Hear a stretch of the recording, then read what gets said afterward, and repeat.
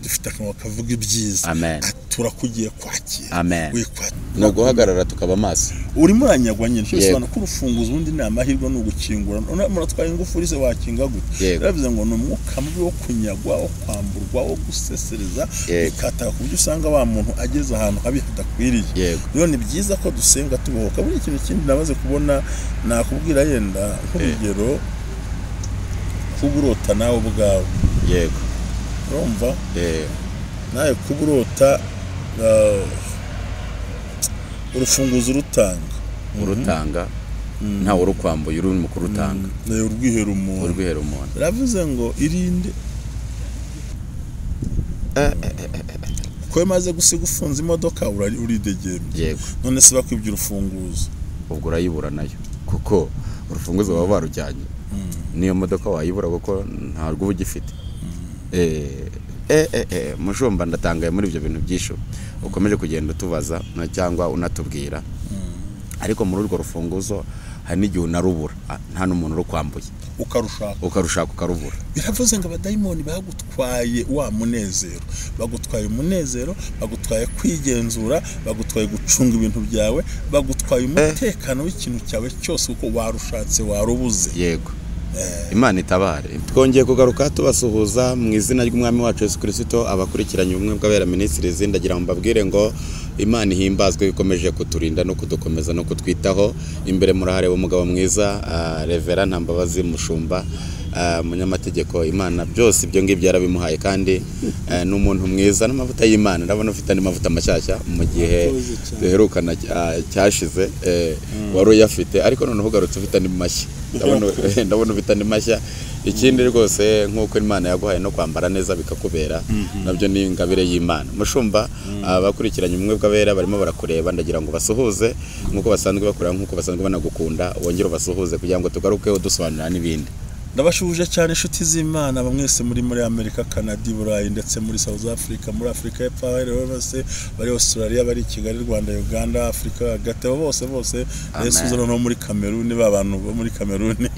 ndetse n'abandi bantu na mugenzi wacu umwe witwa Domicier ba mu gihugu ntari uvuga ariko ari mu burengerazuba bwa Afrika. Imana imukomereza hari namwe ndabashuje mwese nabikarembure ndabashuje mugubwe neza ariko nawe meze neza urasa neza kandi bwira ko abantu batweretse ko badukurikiye ku kiganiro cy'ubushize bwo nabisero ko taje kuboneka ko twasobanuye kubijyanye n'ubukwe noneho harakuna nibagiyeho cyane gato kuvuga ijambo rimwe mu bukwe kurota bakwiba gato. Mbere yuko mvuga ko nubwo twakibagiwe kurota bakwiba gato cyangwa umuntu yangiza gato cyangwa yituma gatodoma cyangwa keke ya mariage ukayituma ntize cyangwa aho wayitumye ugasanga bakinze. Iravuze ngo ubukuzana bukora pe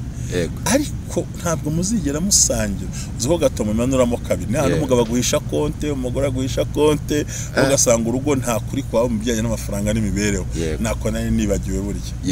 Ndabashuje rimwe Imana ibahumugisha. Imana ishimwe ko akomeje kudusobanura. Reka dusenge kugira ngo dukomerezeho twumva byinshi maze Imana yamuhaye kuza kutubwira n'ibindi tumubaza. Mana turagushimiye ko byose ubizi ukomeze kubana natwe muri Kristo Yesu. Amen. Nyakubahwa Mushumba ndagira ngo mu mavuta menshi Imana yaguhaye mu mbaraga nyinshi z'ubutsinzi duherutse kugenda tuganira ibintu byinshi ndetse kuje unatubwira ko kato bari wari wayibagiwe no kwidusobanuriraho nk'uko bagiye babivuga babisaba ngo uzabisobanurireho urakomeza kugenda ubisobanura. Ariko intego cyangwa insanganyamatsiko y'iki kiganiro dukomejeho nuko tugiye kuganira ku kintu cyitwa kwamburwa urufunguzo. Kurota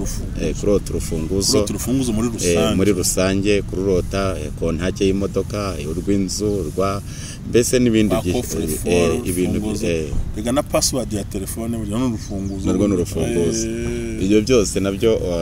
icyo kintu cyo wakivuga iki kurota wamburwa urufunguzo cyangwa uruta. Reka tuve kurota urufunguzo kwanza. Urufunguzo ubwabyo ni gino tuze kureba urwamburwa urutoragura byose bishobora kuzaho nyuma. Icya mbere kurota urufunguzo ni inzozi nziza. Kurota urufunguzo n'inzozi nziza muri makeya nkuko tubisoma n'ubundi muri Bibiliya navuga ngo ni nko mu gutera kwa 2 bice 26 urumva ndetse twaza gushaka no muri Izari 22:32 naho bisobanura ko urufunguzo ari ikimenyetso cyiza cy'inzozi, bisobanura yuko harimo umunezero, kwishima, kubasha gukontora. Umva n'undi Yesu ukinze urishima, ari umuntu wakwinjiramo se. Ikindi ni uko uri free, iyo umaze gukinga inzu ukagenda ubohotse, iyo ufunze telefone yawe ubohotse, iyo ufunze imodoka yawe ugenda wumva unezerewe, ntiwikanga umujura. Ivanga ubundi urufunguzo rugaragara kuba ufite uburenganzira widegembya kuko wasize ufunguye kandi imeze neza. Ikindi kikerekana ko ufite umudendezo ku kintu cyari cyo cyose, cyo gukontorora ibintu, cyo kwerekana yuko urimo gukemura ibibazo. Ubwo n'urufunguzo muri rusange kurota urufite, kurota urufunguzo waba urufite, warubona ku meza, warufitwe n'undi, upfa kuba ururose gusa nicyo kintu kiba gikoze, ahubwo uburyo biza guhinduka nyuma yaho. Urakoze cyane kuri icyo kintu. Kandi ikindi ufite urufunguzo byerekana ko ari igisubizo cy'ikibazo wari ufite. Amen. Urose ufite urufunguzo undi aruguha, ni ikimenyetso cyerekana yuko hari igisubizo uboneye ikibazo wari ufite. Ubuze ibintu bikomeye. Ubwo abadukurikiye n'abagukurikiranye uradusobanuriye igisubizo kurota umuntu afite urufunguzo. Ariko hari n'igihe ushobora kururota urufite ariko nyuma ukabona urarwambuwe, ukabona wamburwa urufunguzo. Ariko urwamburwa mu bihe buryo kuba se umuntu warutakaza se urose umuntu arukwambura akarujyana,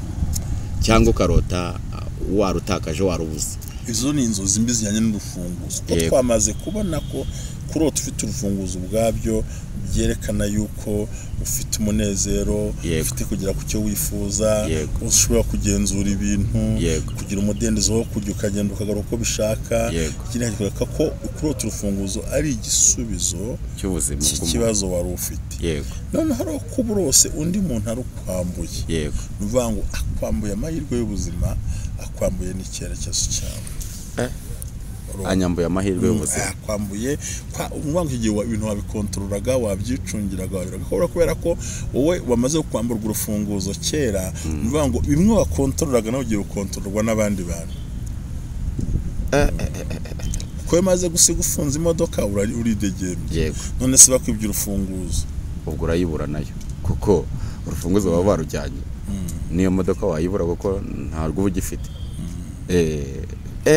Mushumba ndatangaye muri ibyo bintu byisho ukomeje kugenda utubaza cyangwa unatubwira.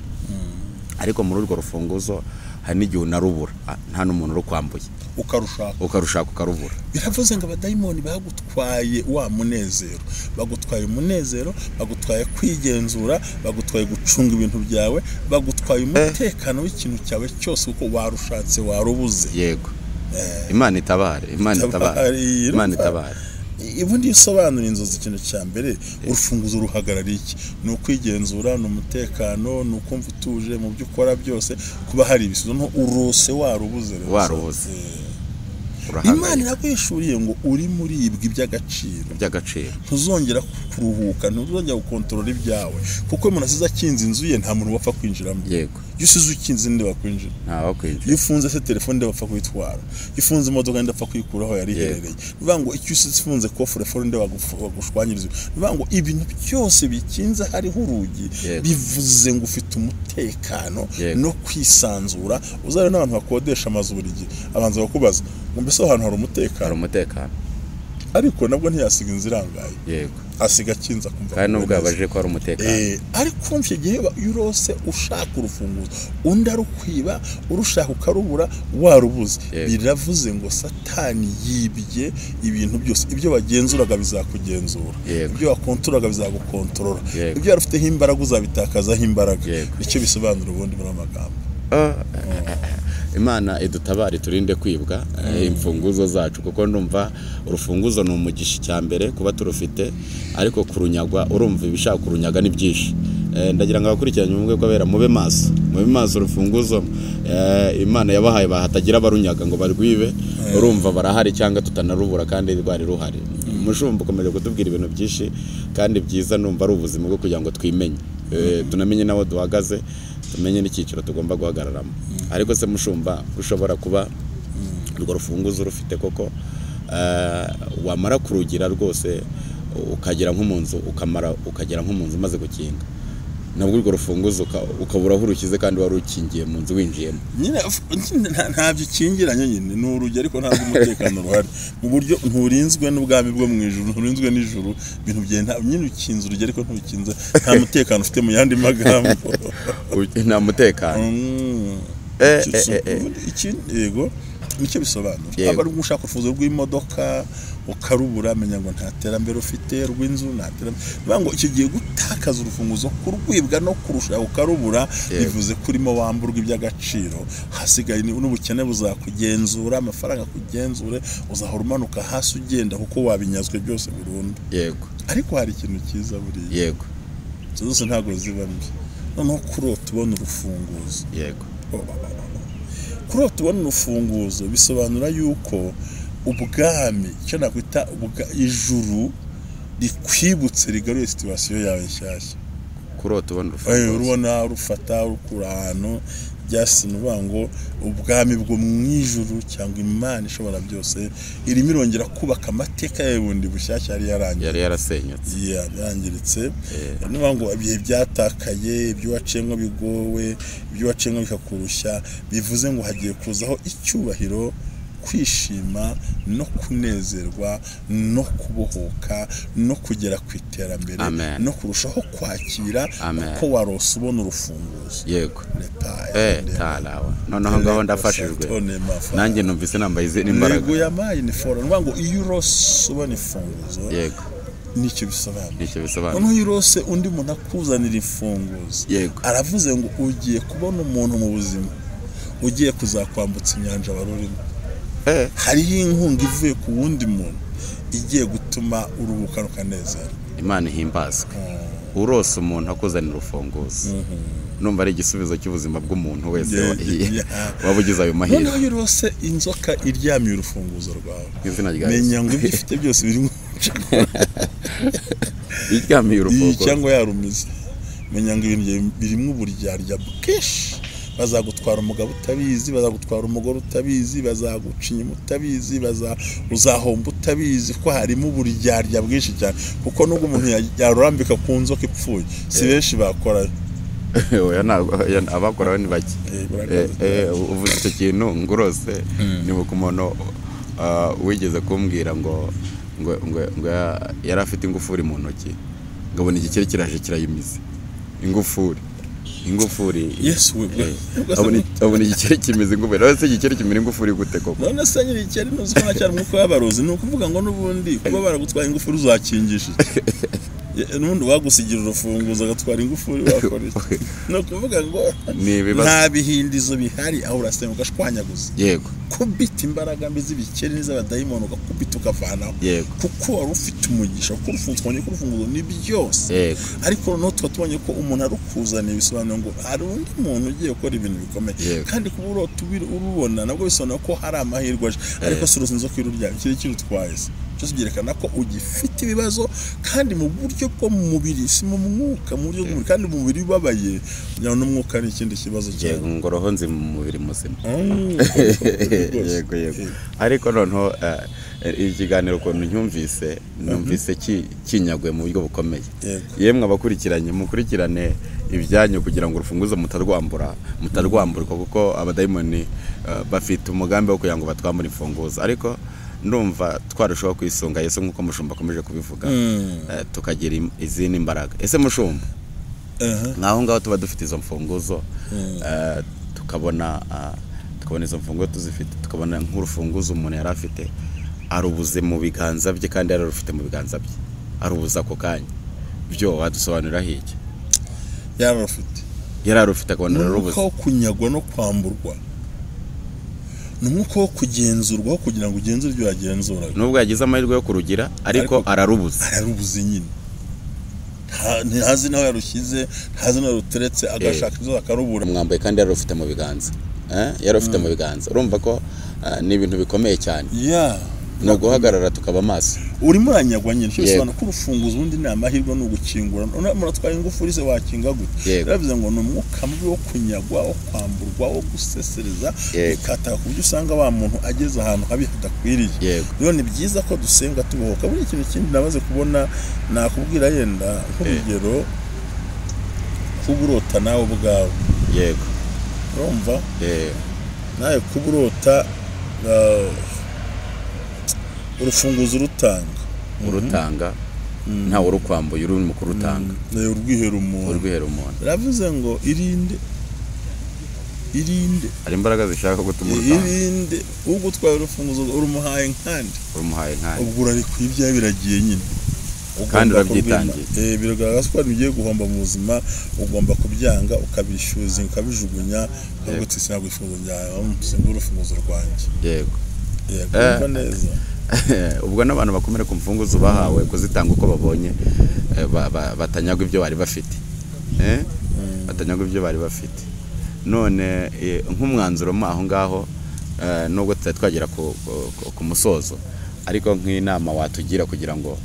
imfunguzo zacu zitanyagwa muri ubwo buryo twabigenza gute urakoze cyane ni rya jambo twese tunaganira mbere hose ahubwo handi tugomba gutekereza tumaze kubona ko tumaze gufasha uwo muntu ikindi rero kubona ahubwo batakaje inzugi zo ku gipangu ku gipangu winjiriramo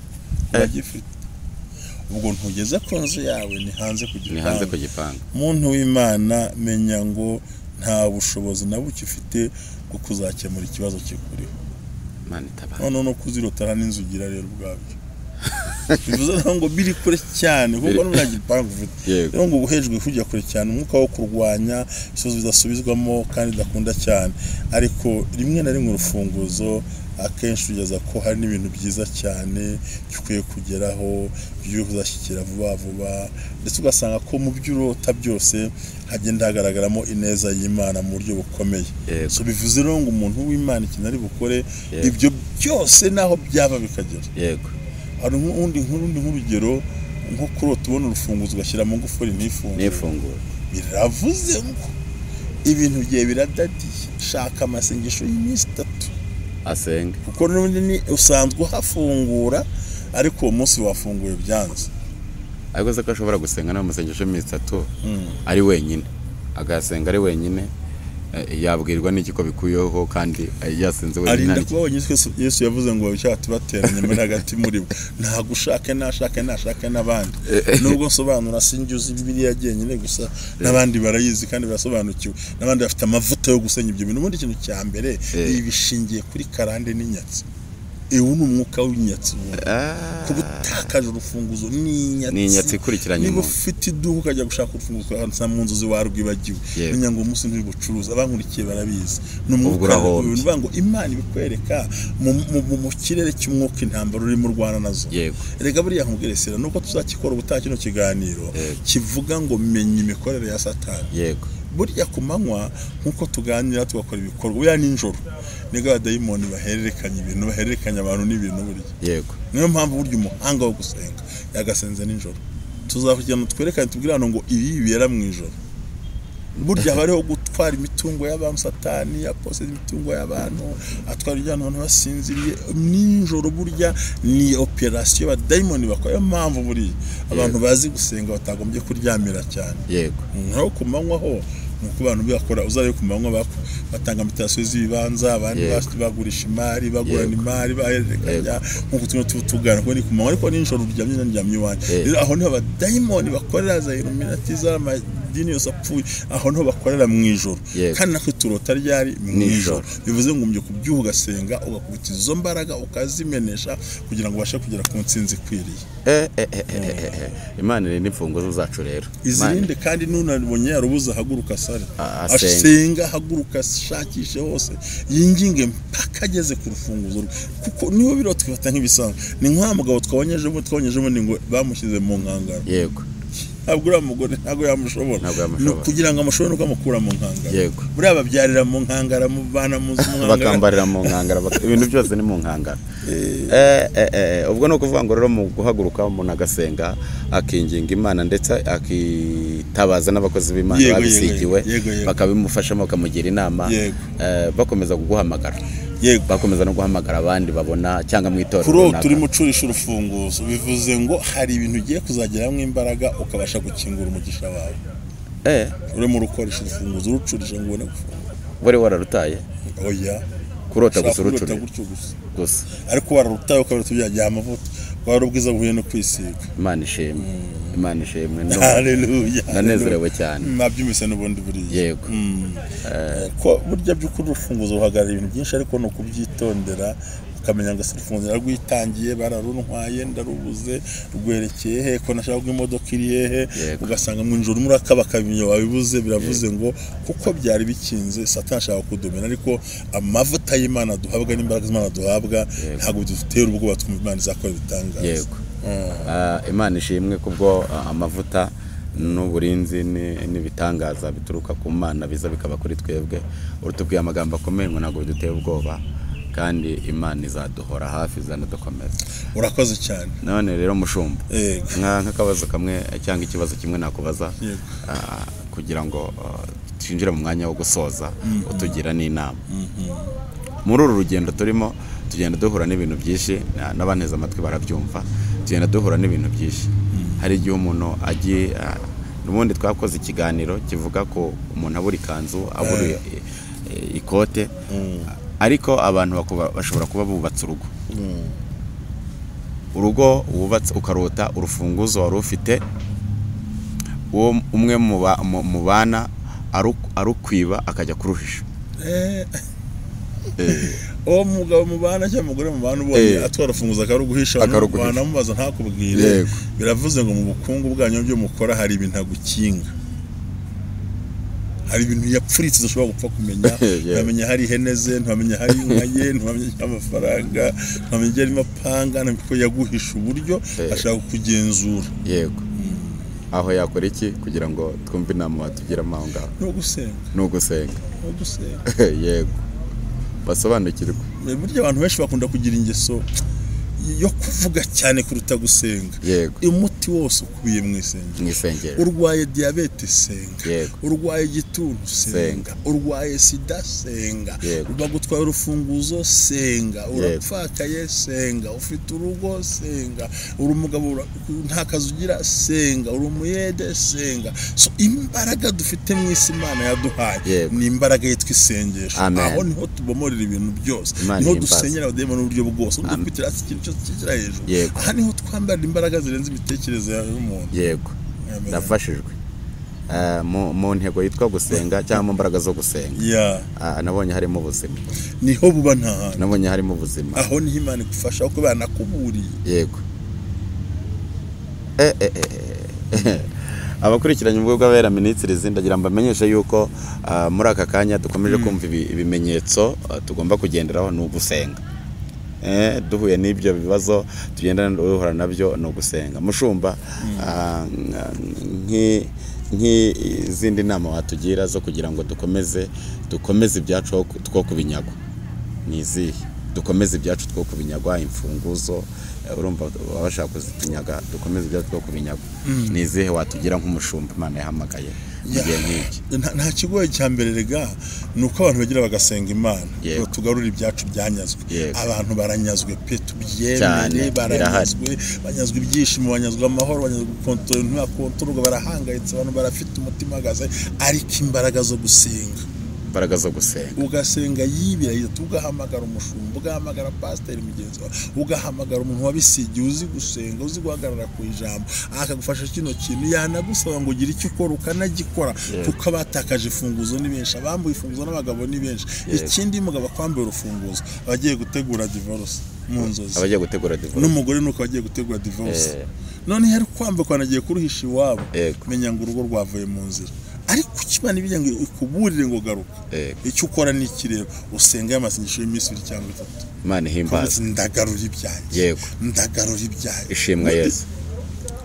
iri ntago risengwa no kuvuga amagambo menshi uvuga ngo ndagarura ibyanjye ndagarura ibyo satani yanyazwe ndagarura agaciro kanjye ndagarura amafaranga yanjye ndagarura ubuzima bwanjye ndagarura umuryango wanjye ndagarura iby'abajyanye ndagarura iby'indwara zatwaye ndagarura agaciro kanjye ndagarura icyubahiro cyanjye dukora amasandori ya satara magata